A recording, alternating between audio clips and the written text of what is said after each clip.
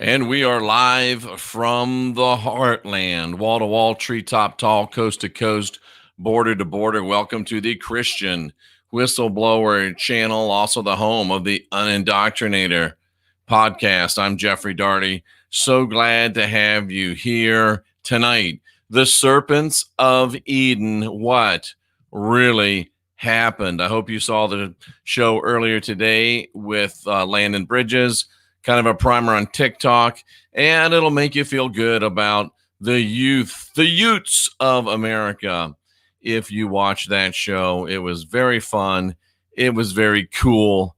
And I think that you should watch it right after you finish watching this one. And, we've always done deep shows.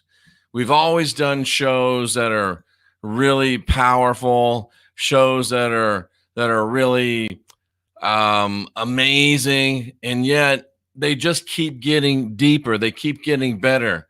And tonight is not going to be any exception.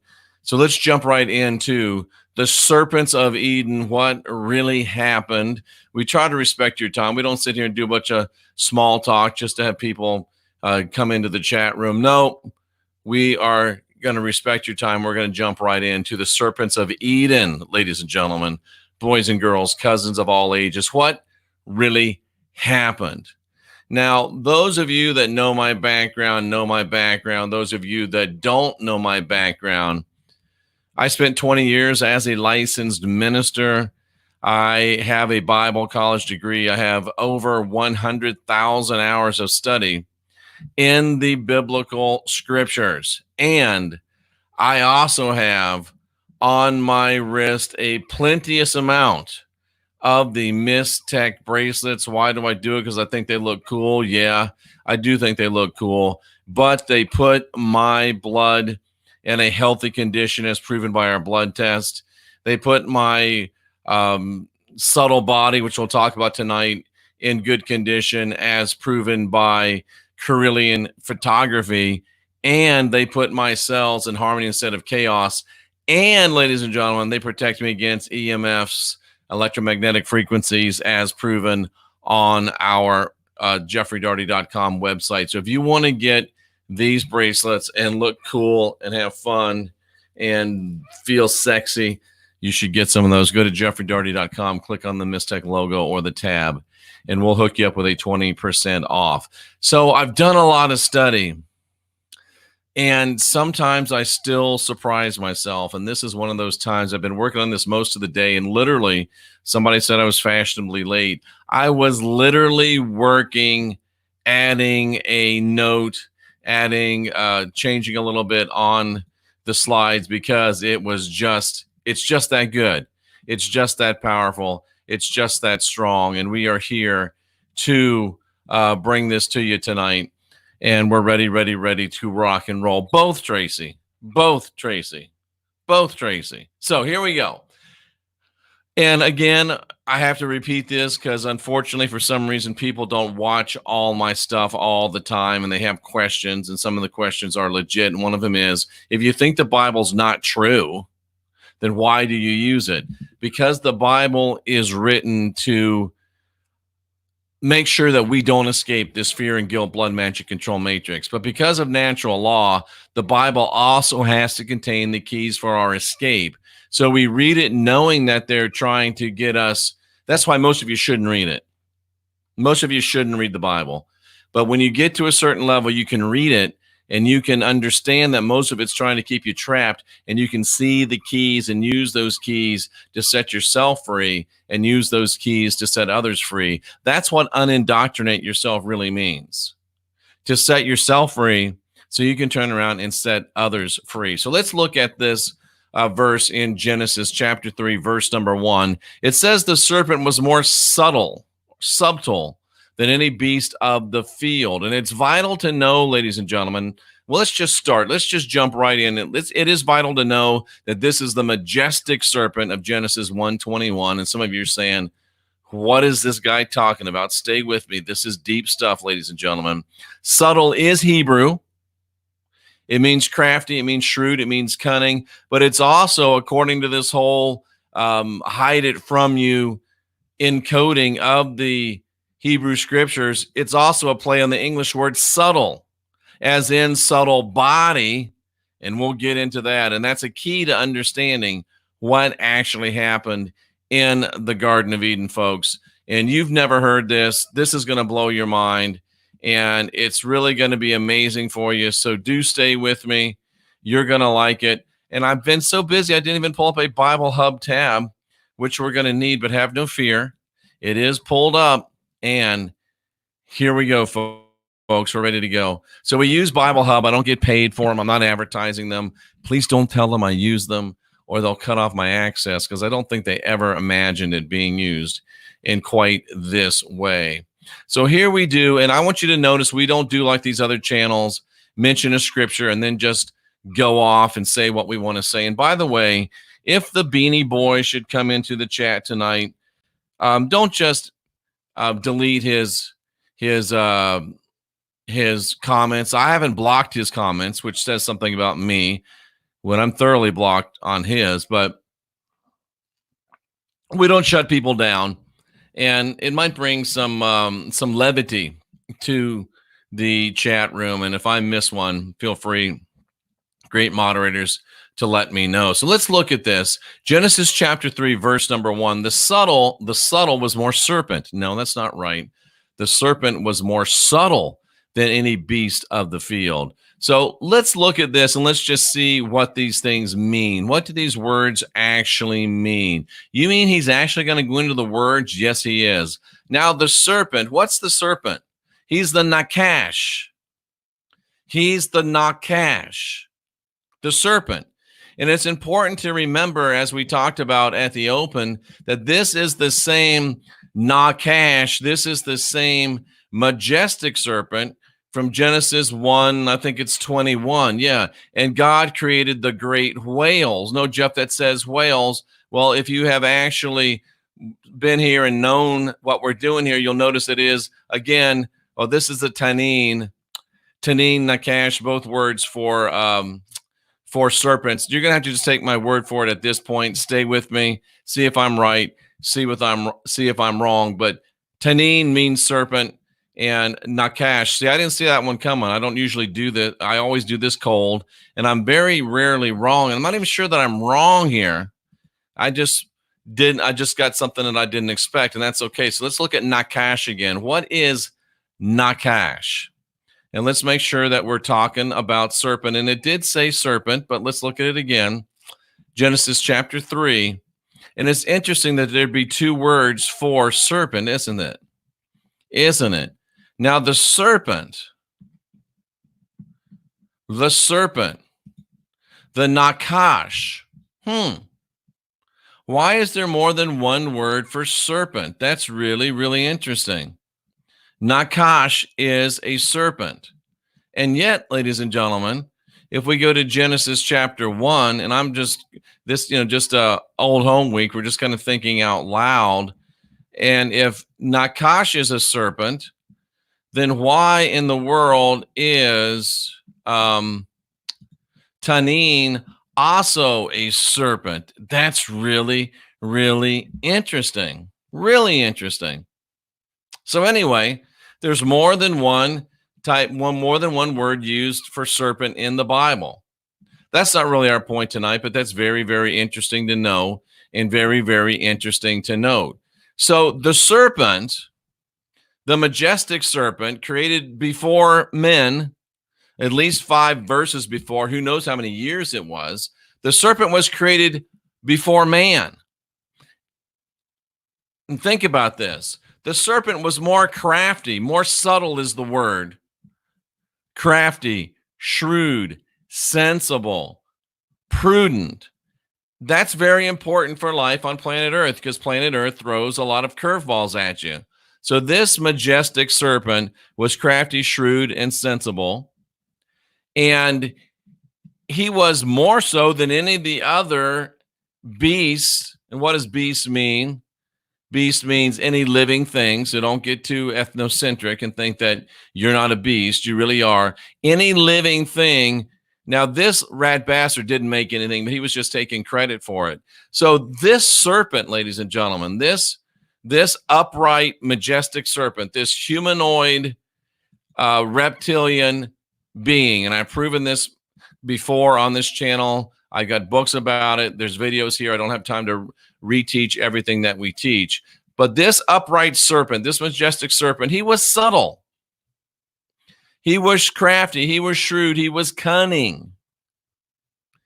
And this serpent was, and this is what we're going to get into, the subtle body plays into this. And a subtle body is your psycho-spiritual constituents of living beings, according to esoteric, occultic, and mystery teachings. Each subtle body corresponds to a plane of existence. So keep that in mind. Not only was the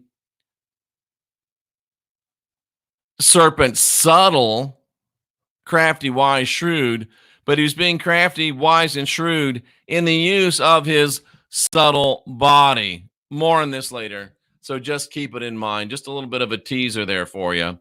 The majestic serpent was cunning. When I see these majestic serpents, I see something like this. The tail, that's a little fanciful for me. I think if you're going to evolve to be a bipedal creature, probably not a lot of advantages to having a tail. I don't know what you think, but that's what I think. But the majestic serpent was cunning in the use of his language, and he was cunning in the use of his subtle body, and we'll get to that. But the important things are that it was the majestic serpent that reminded the woman that the true creators had said that they could eat of all the trees of the garden.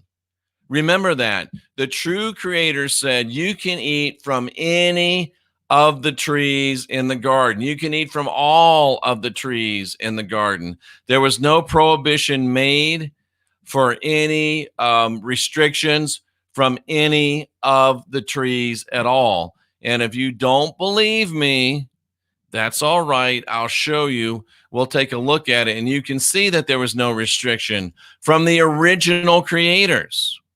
Let us make man, and I have given you. How many trees?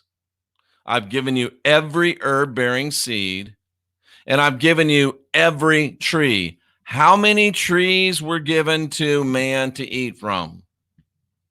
I'll take a drink of nice, cool, distilled water while you figure how many trees every tree is. That's all the trees, isn't it?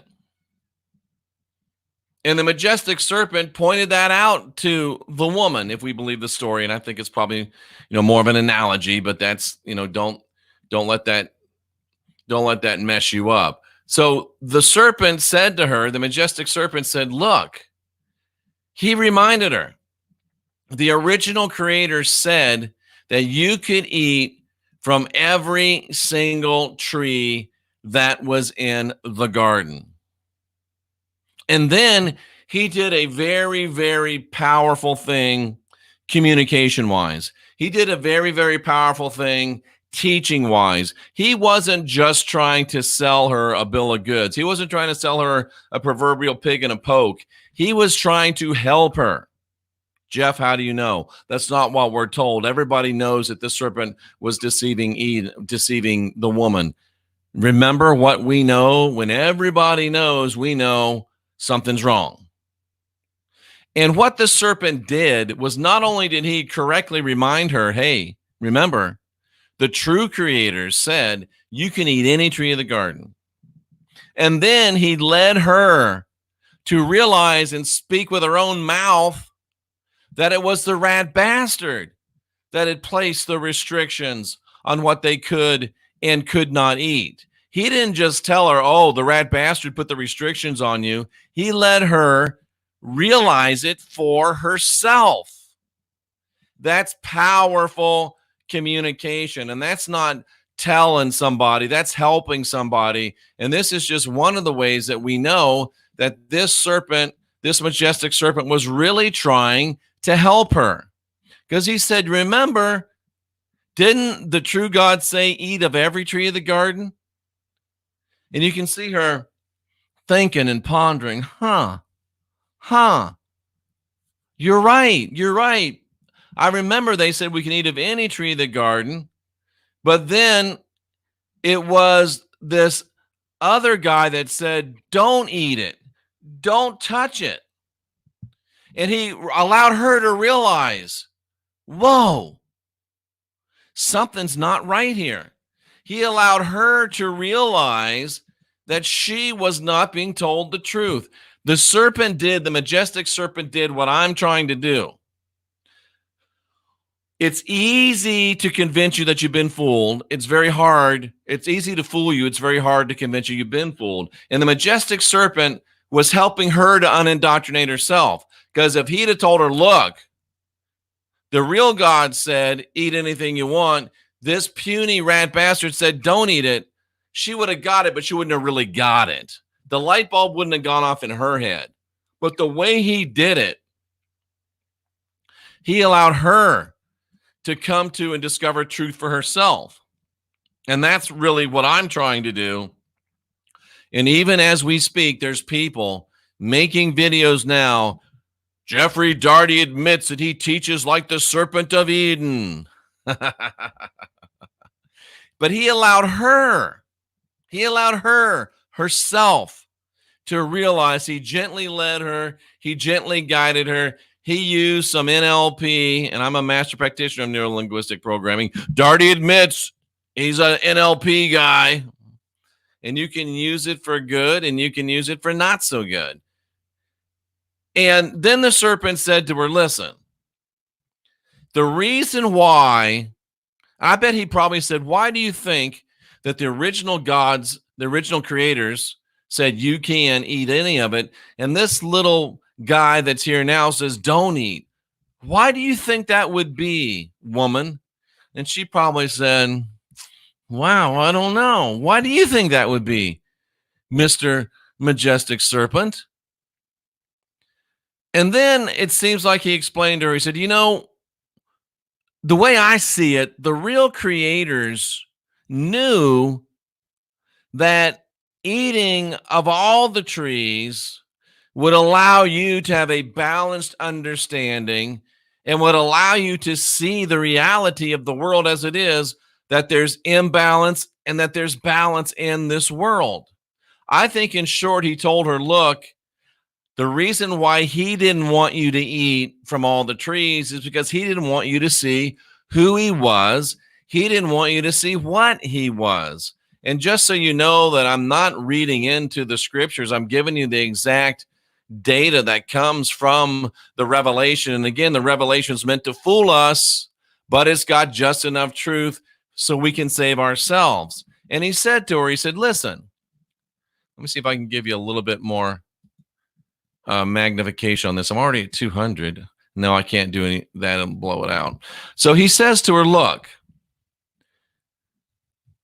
when this little pipsqueak said, don't eat it, you're going to die, you won't die. For this little pipsqueak of a God knows that in the day that you eat from this tree that the original creator said you can eat from, but he says, no, don't. He knows that your eyes will be opened. And you will know good and you will know evil. There's really no good. There's really no evil. There's just balance and unbalance. Let's take a look at that real quickly. Just look at those words. And you will know good, what's pleasant, what's agreeable, what's balanced. And you will know evil, that which is bad, evil, that which is disagreeable, malignant, that which is out of phase, that which is unbalanced. And in that sense, they were like the Elohim. They would move into their Elohim mindset. They would move into their divine mindset, and they would see and they would understand what was going on. That's what the serpent was doing, was allowing Eve to unindoctrinate herself and understand that the creators were one thing, and they said eat anything, but this rat bastard is another thing that said don't eat this, because this rat bastard doesn't want us to see the balance and imbalance in the world, doesn't want us to discern his master stroke of duality, and he didn't want us to see who and what he really is. And when they saw the truth, She saw, she partook of the tree. And then Genesis 7 says, the eyes of them both were opened, and then they knew. And then they knew. Let's look at that again, right in the scriptures. It's important that we break this down. It's important that we show you exactly how to do this. And I wish there was an easier way and a faster way to go back and forth, but I haven't discovered it yet. So he said, listen, they ate, and the eyes of them, let's look at this in detail. I thought about making this a pay-per-view, and because there's just so much here, man. And the eyes, what are the eyes? Their ability to see. Let's just leave it there. We won't get too deep into eyes. Their eyes of both of them, the eyes of all of them, of both of them, were what? They were opened. They were opened. Their eyes were open. Their eyes were opened. Their eyes blossomed. They opened their eyes. They opened their ears too. They were able to open. They were open to see what was really happening. They were open to hear what was really happening. And then did you see it says, then they knew.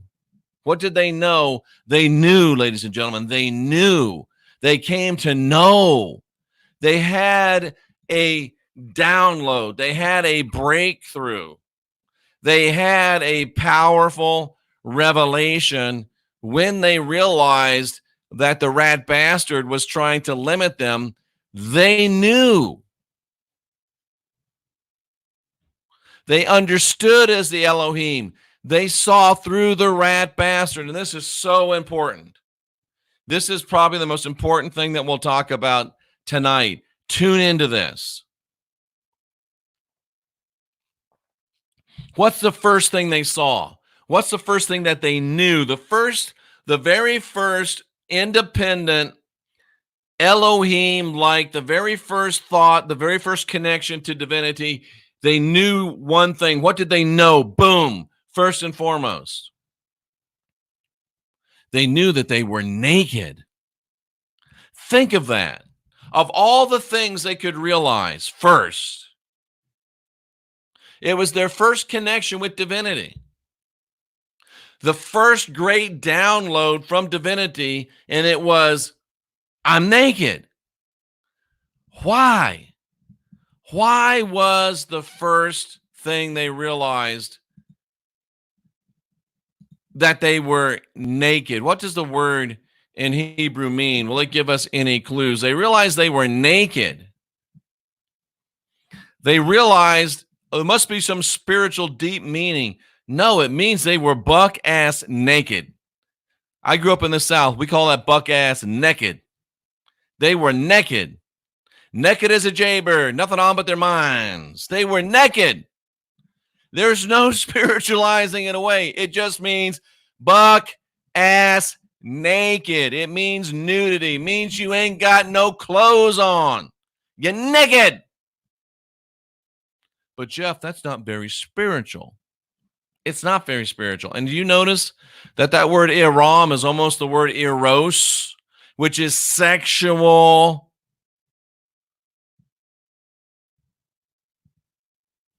I'm just going to leave it right there. First thing they noticed is they were naked. Think of the implications of that. The eyes of their spiritual understandings are open. They've got the mind of the gods. And the first thing that's like, dude, we're nude. And then the action they took shows you why it was the first thing that they understood. Get this. This is really, really good. And the first thing they did when they saw that they were nude is they made themselves coverings. Oh, no, Jeff. It says they sewed together fig leaves. That's some bullshit. And you're so silly for believing it. And I'm going to show you why. It wasn't fig leaves that they made, cousins. You're not going to believe what it is that they made themselves. You're not going to believe it.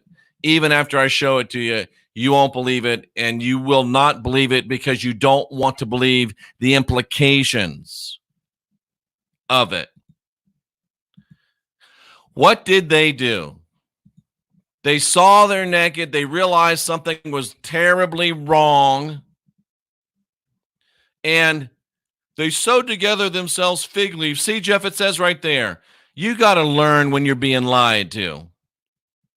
You got to learn when you're being sold a bill of goods, and you've got to get out of this thing of confirmation bias. I believe what I was told in Bible school, so I'm not going to listen to anything you have to say. And until you get out of that, you might as well not listen to anything I have to say, because until you can hear truth,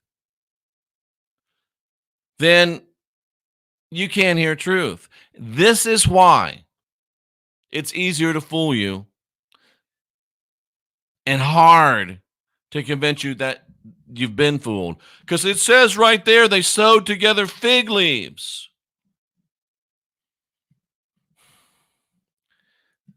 The way to really read this is to just take this completely out, because it's just added bullshit. It's just meant to deceive you. Forget this is even written. Whoops, damn it. Forget this part's even written. And I will show you why you want to forget that part is written. And I'll show you why it's to deceive you. They knew that they were naked and they made coverings for themselves. I want to give you just a few more seconds to yell and to scream and pardon me, and to say I'm stupid and I'm twisting the scripture. How do you twist something that's twisted? If I'm twisting scripture, then that means I'm really untwisting them.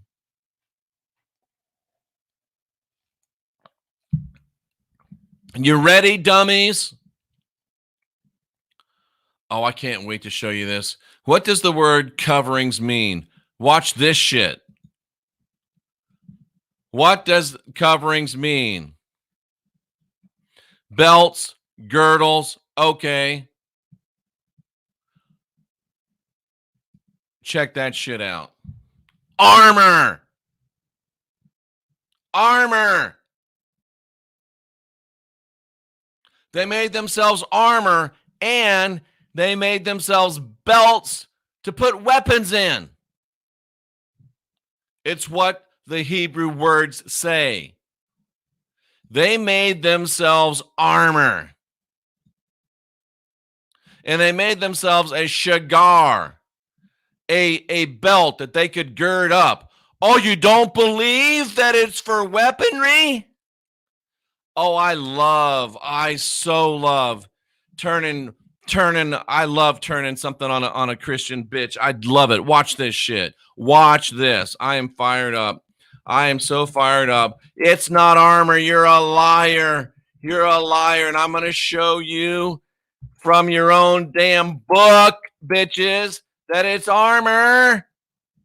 Wait till you see this shit. This is even better shit than the last shit that I just showed you. And that was some good shit. That was some good shit. That was some good shit. Watch this. Wait till you see this. You're arguing with me. You're saying da da da da da. Watch this, ladies and gentlemen. Watch this, ladies and gentlemen. What does the word mean in Hebrew?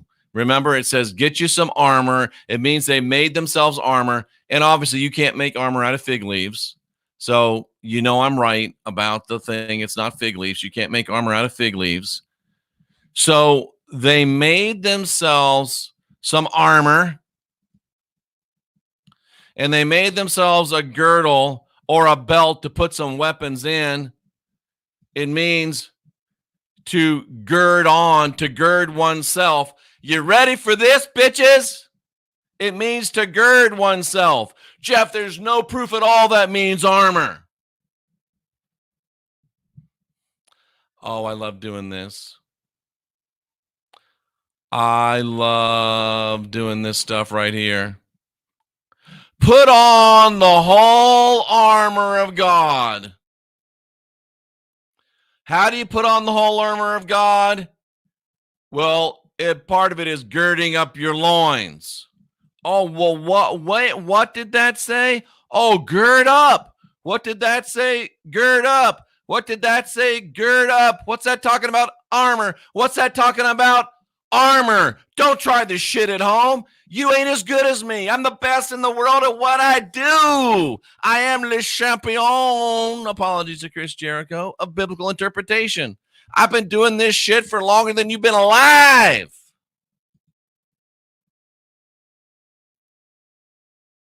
Tell me again how it's not about armor. I'll listen. What? Crickets? That's all I hear? And you wonder why they won't debate me. I don't.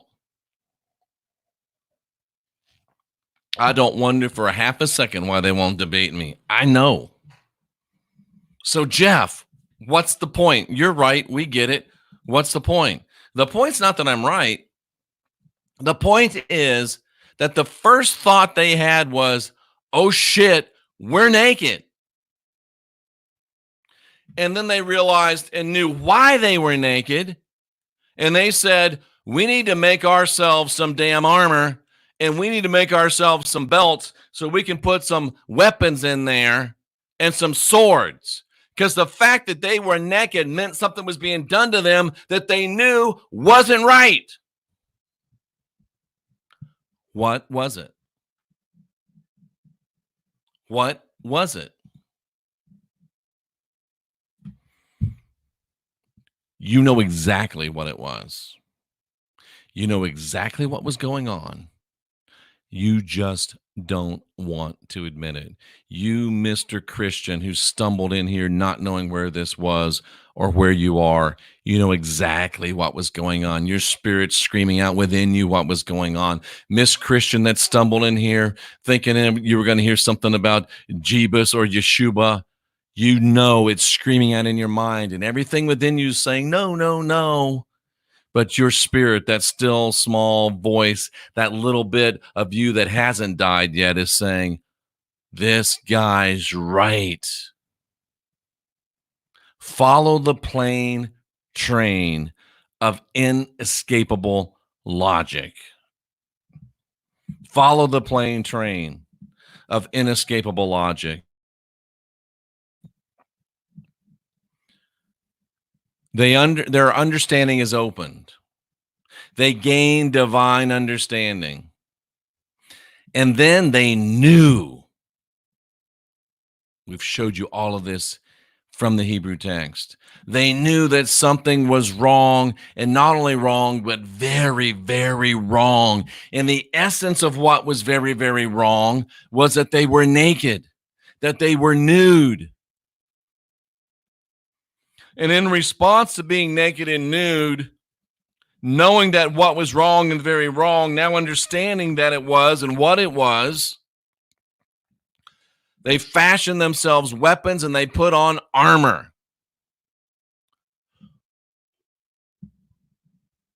What were they afraid of? What were they worried about?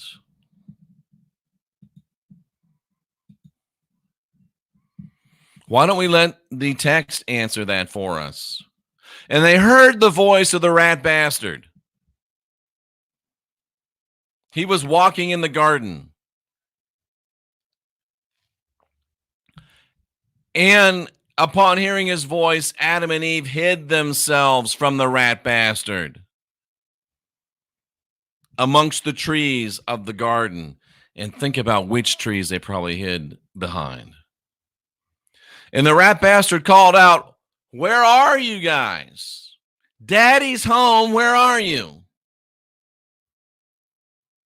And they said, we heard your voice. We were afraid.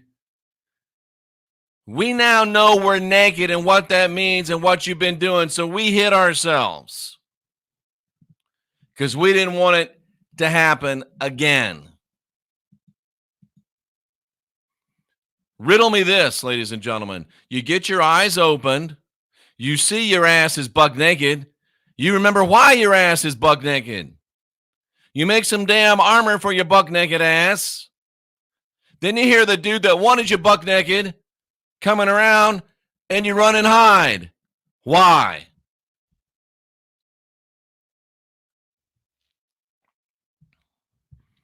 Any of you that have ever suffered abuse at the hand of a parental figure don't have to think very long to answer this question. I'm sorry to bring you back to that place, but if it gets you free, then that's just the job that I have to do. If you've ever suffered abuse, you know exactly why they ran. You know exactly why they hid. It makes perfect sense to you.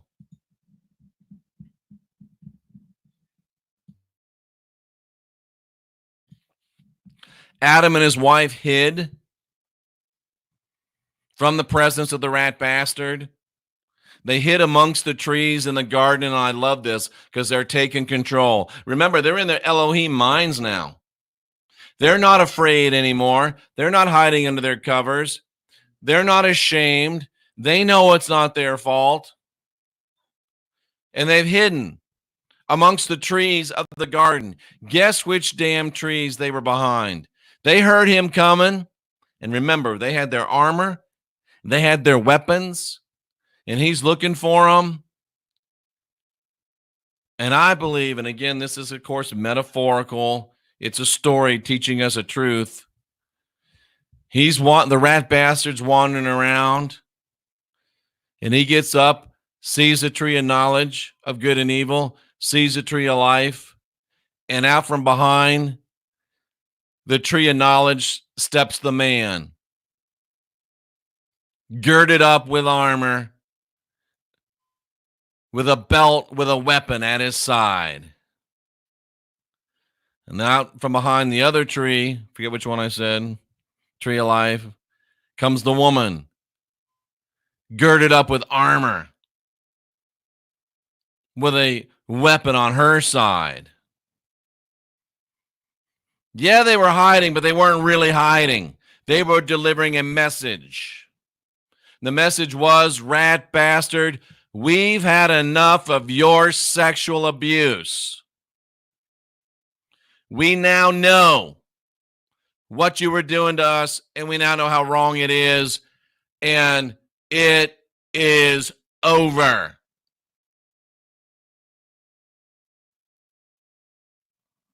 They hid from the rat bastard behind the tree of the knowledge of good and evil, behind the tree of life. They stepped out and showed him that they were armed and that they had weapons, and they were not taking any more of his sexual abuse.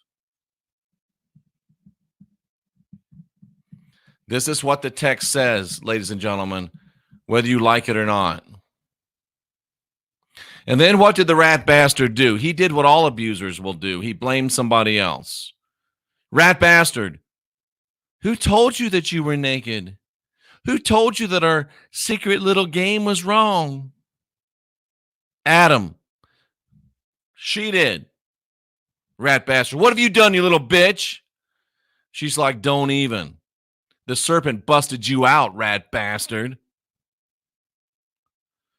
And then the serpent came by because he wanted to see. He was proud of him. And the rat bastard looks at the serpent and says, because you've done this, thou art cursed. And the serpent, majestic serpent, looked at him and said, bitch, please.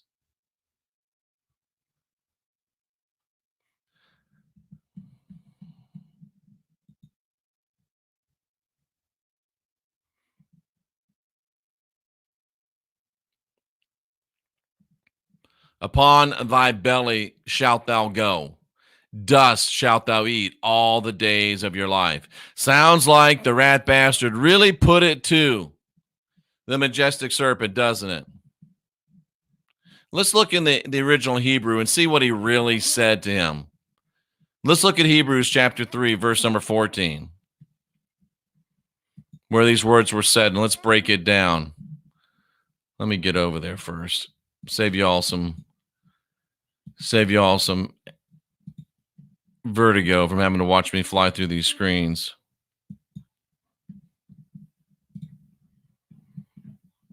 Tough stuff, huh? Liberating stuff, ladies and gentlemen, boys and girls, cousins of all ages. So what he said to him was, the rat bastard said, "What have you done?" She's like, "Don't even. He told me the truth." Rat bastard says to the serpent, "Oh, I'm going to get you." Serpent says, "Bitch, please." And then the rat bastard wants to pronounce these curses. And he says, "Upon your belly." Number 14, verse number 14. Upon your belly. What does it really mean? What does it really mean? On your belly. We continue to go down and look at it. On your belly. We continue to go down and look at it. He says, on your belly. On your belly. You're going to have to crawl. And then he says, dust, the dry earth, the dust, the dirt. You will eat, consume, eat, have it kicked in your face. All the days, and notice, he says all the days. And it means days as opposed to night. So he's talking about during the light. During the light. Not during the night, but during the light. During the light, when you're trying to be alive and living in this dimension, in this physical material body. When you are out in this physical material body in the daylight, you're going to have to hide and skulk and be like a prisoner. That's what Yahweh said to the, I'm sorry, I bind the power of that word. That's what the rat bastard said to the serpent. Bitch, you're not going to be able to go out in the daytime anymore without crawling on your belly like some kind of spy. You're not going to be able to go out anymore during the day in this life, in this world that we're now in right now, when they're all standing there in physical bodies, manifesting in physical bodies. You can't manifest in a physical body in the daytime anymore unless you want to crawl around on your belly. Why? Not because the rat bastard had the power to turn him into an upright form, into a snake. No. But because the rat bastard says, I'm going to make it so you can't be seen in daylight anymore in this world without crawling around in the underbrush so nobody sees you. How was he going to do that? He was going to do that by putting enmity between men and majestic serpents. He's going to do it by putting enmity between them. What does that mean? This all makes so much sense, doesn't it? This is such great stuff. It just tells us exactly what's going on in our world. It makes everything easy to understand. I'm going to put an I. Notice, I. Who did it? Who did it? Who put the enmity? Who set the enmity? The rat bastard did it. The rat bastard, pardon me, put the enmity. Put the ayab. What is the ayab? What is ayab? Put the hostility. Made us enemies. Made us think we were enemies. Made us think that we're foes when we really should be bros. He put enmity. Enmity. And folks, if you put it there, that means it wasn't there. And the evidence shows that it wasn't there. The evidence shows that it was not there. The majestic serpent is having a great conversation with the humans. The majestic serpent was helping a brother and a sister out. And the rat bastard decides he's going to change that. He's going to make us into enemies. He himself, the rat bastard, is going to put duality. He, the rat bastard, is going to put in divide and conquer. He, the rat bastard, is going to put in black against white, reptilian against human. He's going to create that enmity. He's going to create that hostility. He's going to create that hatred. And he did. And the reason why the majestic serpents, some of which are still here, the reason why we don't see them in the day anymore, the reason why they have to hide themselves and shapeshift themselves and live like they're thieves and fugitives is because of this ingenious cover-up scheme of the rat bastard. So nobody knows that the rat bastard was buggering Adam and Eve. Nobody knows that the rat bastard was sexually abusing humans because he successfully controlled the narrative and has caused us to forget about that by causing us to focus on the scary, majestic serpent. They're the enemy. All this time we've been afraid of snakes when the serpent saved us from being buggered by the rat bastard. The majestic serpents were trying to help us. The serpent that talked to the woman was doing her a solid. He had observed the abuse. He saw what the rat bastard was doing to the humans, and that suggests that the rat bastard was a powerful being. Or else the majestic serpent would have just went up and killed him. But he saw what was going on. He observed the abuse, and he stepped in to precipitate events that would allow the humans to understand what was going on. Instead of just freeing them, he taught them how to free themselves. He was wise. He was a wise, cunning, majestic serpent.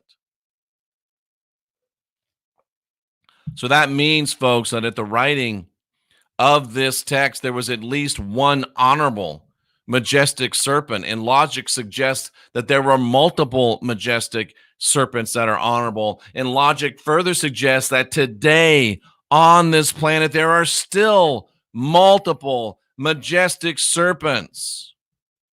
And that these majestic serpents hate the ruling cabal as much as we do. And if we can overcome the dualism, the us versus them, if we can look at the rat bastard for who he really is, if we can escape the fear and guilt, blood, magic, control matrix, our brothers. Job said, I'm brother to serpents. They stand ready to help us overthrow the cabal. And somebody doesn't believe that Job said that he's brother to serpents. So let me show it to you right from the text so you can see it. It actually says brother to dragons, and I'll show you the word where it says serpents. Whew. This is some great stuff, ladies and gentlemen. Now, you can look that up yourself. I'm not going to show you. Look it up yourselves. I'm not going to spoon feed you. The majestic serpents were here to help. They were here to help. They are here to help. And maybe one day we'll be smart enough to be able to accept their help. But the question comes, why would they help? Why would they help us?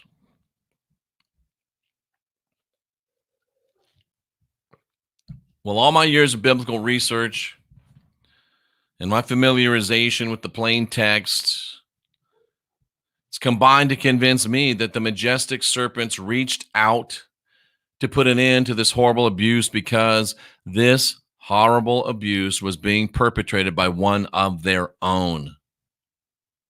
If you've read my books, if you've listened to me on Coast to Coast, if you've listened to any of my 2,500 plus videos, you know that I've proven over and over and over that the Lord, the rat bastard of the Bible, is a reptilian being. But here's the truth, ladies and gentlemen. Powerful, staggering, shattering truth. We've always thought that this God of the Bible, this Lord, this guy that I call the rat bastard, we've always thought he was a God. He was an extraterrestrial entity that came here, and he was a God, strong, powerful God. No. Here's the truth. The God of the Bible is no God at all. The rat bastard is not even a God. He's a reptilian mob boss. He's a powerful reptilian mob boss. He's a thug. The rat bastard is not a real God. He's a reptilian, upright reptilian serpent that's not majestic, pretending to be a god. He's not an extraterrestrial deity. He's an intraterrestrial thug. You're not going to hear that anywhere else. You're not going to get this teaching. You're not going to get this revelation. You're not going to get this understanding anywhere else. I know we joke and I know we laugh, but at the end of the day, you're not going to get this anywhere else. And this is the message that shows you the keys to set you free. Now, you can go and you can watch your fear porn, and you can watch Planet X, and you can watch Tribulations, and you can watch how everything's going to hell in a handbasket, and you can learn about this virus and that virus, and you can watch all of this other crap. Noah High, all this bullshit. Or you can come over here and you can learn some stuff that's real, stuff that makes this world make sense, stuff that shows you the real answers, stuff that shows you the keys, how to free yourself from the blood magic, fear and guilt control matrix, and stay free. We really do have something going on here. We really are changing the world here. And we really don't give a damn if you like it or not. We're going to do what we do. Cynthia popped this in my mind as I was getting ready to come on air with this. And it makes so much damn sense. Are we living in the arena? Are we living in the arena? Jeff, what are you talking about? Well, specifically, I'm talking about on January 19th, 1967, I was 4 years old. The original Star Trek Series 1, Episode 18 came on, and it was called The Arena. And the USS Enterprise was pursuing an alien vessel, which had decimated a Federation outpost. And the Enterprise was halted by an unknown force, and Captain Kirk finds himself in a nightmarish struggle to save himself and his crew from almost certain death. Let me give you some insight, folks. And this is them telling us exactly what's going on. The Gorn, the green guy, the Gorn had attacked a Federation outpost and had killed a lot of people there, including some people that were friends of Captain James T. Kirk. So Captain James T. Kirk was very motivated to go kick some Gorn ass and take some Gorn names, and he was all out of bubblegum. So he goes in there, and they're going to destroy the Borg. They chase the Borg down. They're about ready to shoot the phasers and the photon torpedoes, and all of a sudden, all the systems go dead on the Starship Enterprise. And then Captain Kirk finds himself transported to the surface of this planet. And he finds himself faced off with the Gorn. And this, we are the Metrons, which sounds a lot like the Archons, doesn't it? These guys called the Metrons said that Kirk was going to fight against the Gorn, and the winner would have his ship go its way, and the loser would have all of its people destroyed.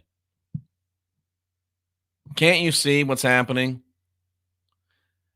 They've got us in an arena, and they're telling us that the Gorn are our enemies.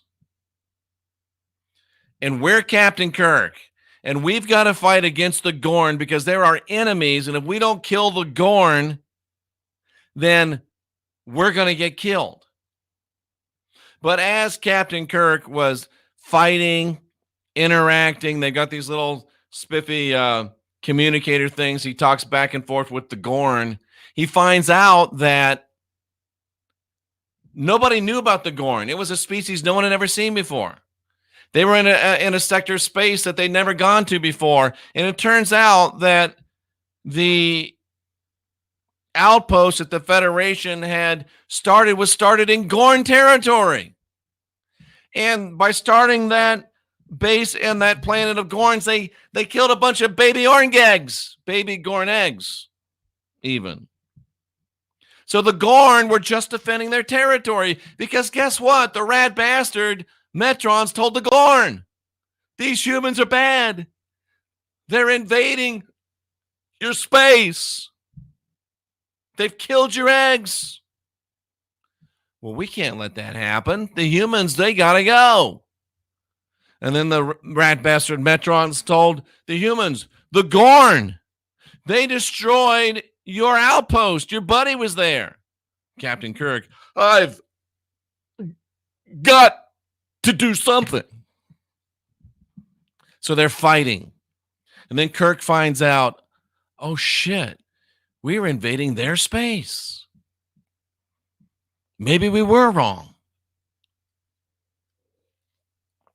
And of course, Captain Kirk, being Captain Kirk, comes up with an ingenious way to create a gun, a cannon, and shoot the Gorn. And the Gorn's about ready to die. And he takes this big, sharp big, long diamond stick, and he's about ready to kill the Gorn. And then Captain Kirk, when he's about ready to kill the Gorn, he's like, no, I won't do it. I won't take life for your enjoyment. Are we being played? Are the Gorn being played?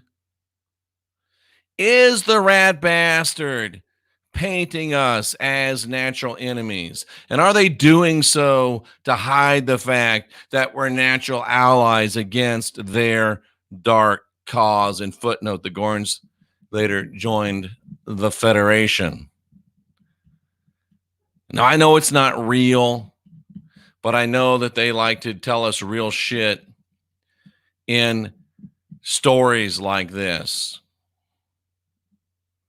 What if all of this bullshit about ETs and aliens, good ones, bad ones, in between ones, what if it's all to keep us waiting for a savior from above, whether they're from heaven or Taygeta, whatever the hell that planet's called, or we're waiting for scary aliens to come kill us?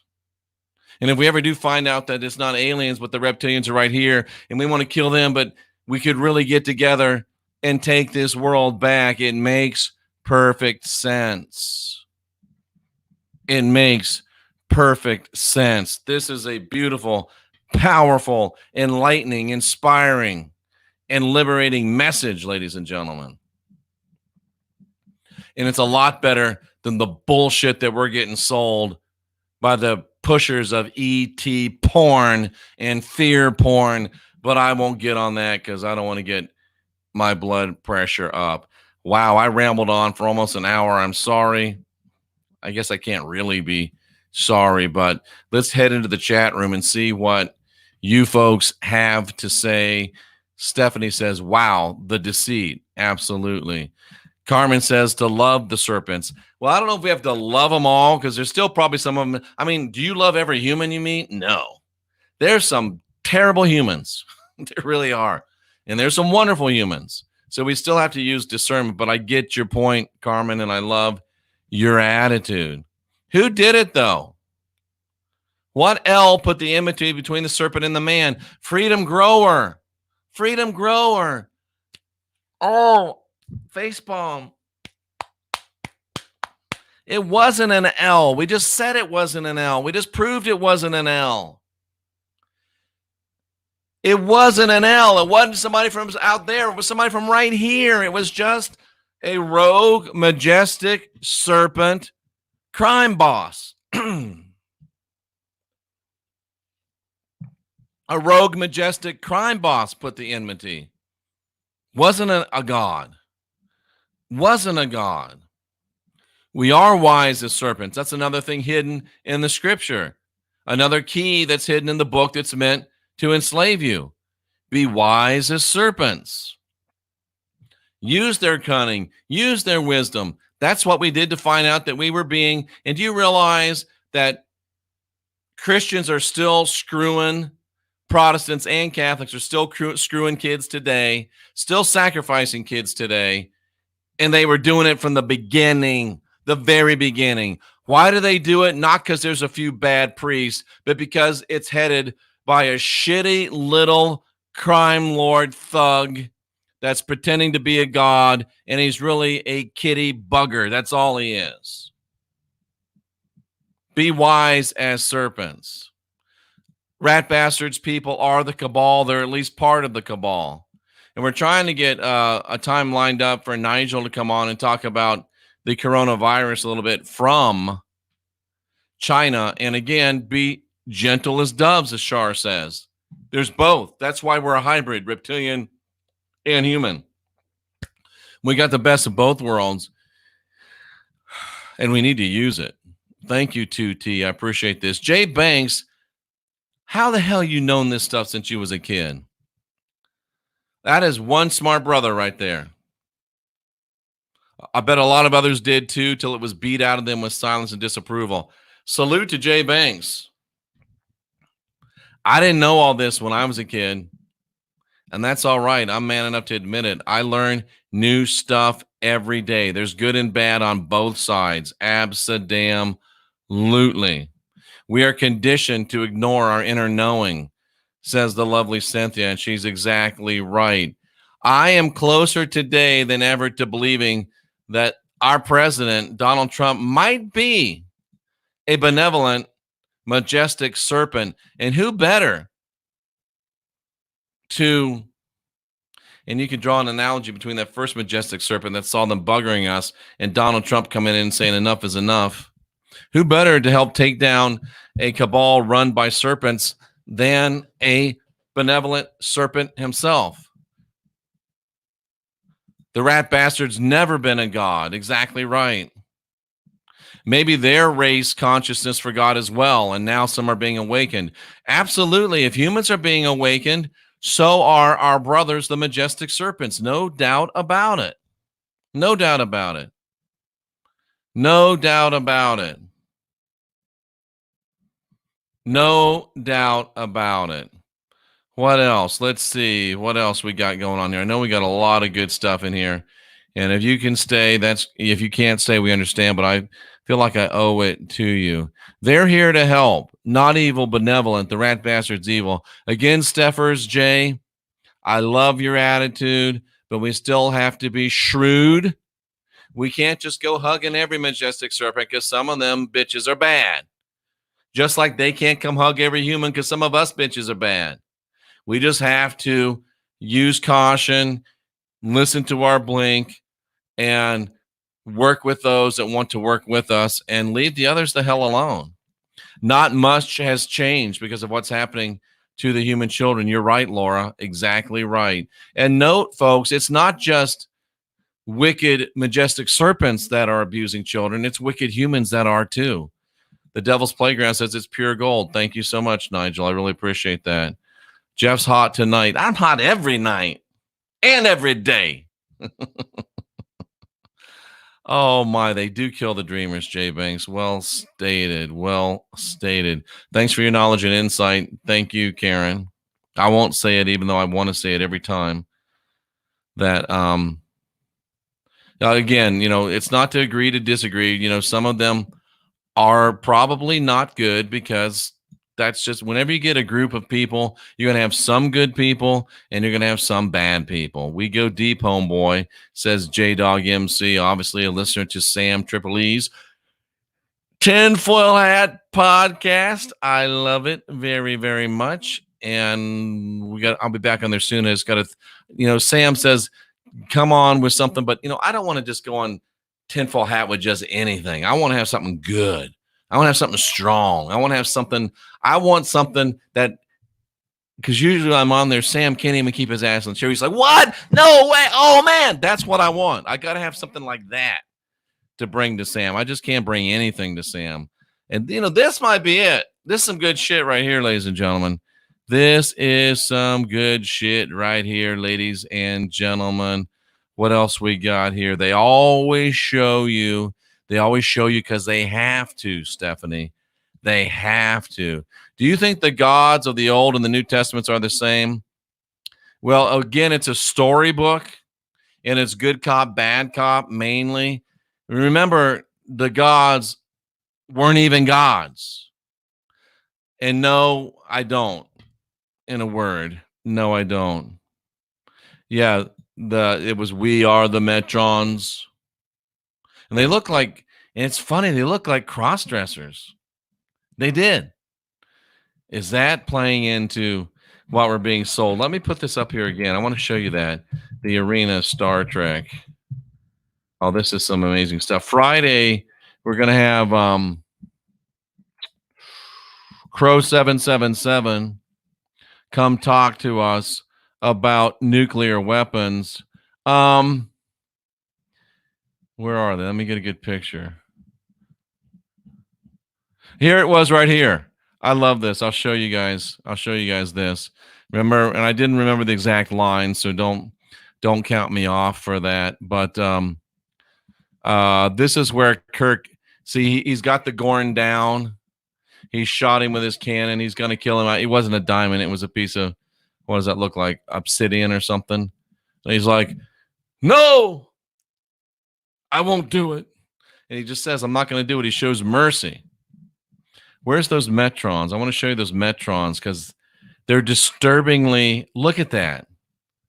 That makes me a little uncomfortable. That shit's RuPaul right there.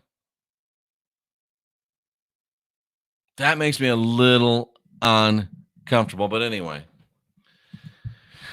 back to the chat room. Wow, that makes me a little uncomfortable. Thank you, Jay Banks, and it really is. I've been working all day on this, ladies and gentlemen. Literally all day. It sounds like Angry Birds. I know nothing about Angry Birds. I can't believe he remembers these episodes in such detail. Woman, I was a Star Trek nerd. Come on, man. Come on, man. Let's see. Kirsten. I don't know if you can stay subscribed here if you've never watched Star Trek. Oh, my. That's a lot of space taken up. No wonder he can't do math. Listen, I only keep the important shit in my mind, like Star Trek. Math, math, schmath. I know some damn... Oh, boy. I have to show this one because I just deserve it. Kirk is searching Uranus for Klingons. Ha, ha, ha. That was good. That was good. Oh, Matt, you just disappoint me. And here, of course, Tracy has to say it. Yeah, we understand. Of course, Karen. Divide and conquer. Star Trek is prophecy. A lot of it is. A lot of it really is. Metrosexual. Dude, I don't know if that's metro. That's way, way, way. Looks like a boy in a girl's dress. Yeah. Uncomfortable. Uncomfortable. Is that Justin Bieber? It kind of looks like the Biebs, doesn't it? Oh, my. And looks Romanish. Nice catch. A very, very effeminate Roman, but hey, creepy dude. Yeah. He was trying to decide if he wanted to jump Captain Kirk's bones. That is so horrible. Get that off the screen. Oh, man, that's funny. That's funny. That's funny, funny, funny, funny, funny. Thank you, Jimmy. Says I aced it this time. Wow. Powerful, powerful stuff, ladies and gentlemen. And, there's so much truth in this stuff. There's so much reality in this stuff.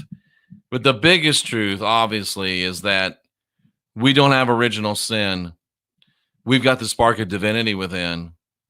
And somebody gave a nice, I missed it. Here it is. Two trees. I can't show it, but thank you so much, Two Trees. He says, all I can say is thanks, because I appreciate you so much. We don't have original sin. We got the spark of divinity within. That's one of the reasons why I love this woman. You're divine. You're sovereign. You're free. And isn't it good to know that the guy that's against us wasn't even a god? Tracy Dyer, they believe that Enoch became Metronon. That makes a lot of sense, doesn't it? The guy in the Bible, the little G-O-D in the Bible, not even really a god, not even really a demigod, just another being like you, like me, that tricked us and fooled us. That's why, another key, he was a liar and a murderer from the beginning, because he was the beginning of what we know. Wow. Amazing stuff, ladies and gentlemen. Amazing stuff, ladies and gentlemen. Thank you for being here. Share this one far and wide. I don't think I've ever asked you to share a video before, but share this one far and wide. This is powerful. And this is probably got to be next week's Unindoctrinator podcast. This was some strong stuff, and it's stuff that matters, and it's stuff that's real, and it's stuff that explains. And I can't do it without you. We are the last generation of real humans, but we got this. We got this. But we do have to get busy. I want you to subscribe. I want you to click the bell. I want you to give a thumbs up. I want you to give a thumbs down. We are on a growth spurt, and it's just about to get into even real growth mode. I see us huge numbers by the end of the year. Why is that important? Because that means more people are getting this message of liberty, this message of freedom, this message of inspiration. And at the end of the day, it means that more people are getting unindoctrinated. And that's what we're here for. For Tracy Dyer and the rest of our great moderators, and on behalf of Cynthia, I'm Jeffrey Daugherty, the Christian Whistleblower. I salute you for being here, seeking after truth.